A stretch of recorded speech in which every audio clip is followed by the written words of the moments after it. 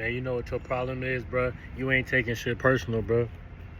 You need to take it more personal. Look, I was in the gym this morning. Dude had a shirt on that said hardest worker in here. Bro, I looked at that shit. I said, I bet.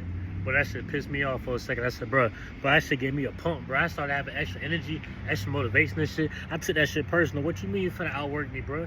You not finna outwork me, bro. A couple minutes later, I see him on his phone in between reps. He on the phone smiling and giggling and shit. You know what I mean? I'm over here putting in that work, bro. Bro, you need to take shit more personal, bro. Now, that's a little exaggerated. I get it. I kind of made myself feel some type of way about that. I don't really give a fuck because it did what it had to do. You know, I was already motivated. But when I seen that shit, that turned me up. Shirt said hardest worker in there. I said, alright, nigga, bet. Fuck you then, lame man. You know what I mean? I took that personal, bro. You need to take the disrespect personal, bro. The disrespect that they did to you, bro, take that personal because it is personal. Everything that people do to you or what they don't do to you is personal, bro. Because if you was somebody else, if you was more important in their eyes, they would have did it. They would have acted right. Take that shit personal, bro. Because people know who they play with, bro.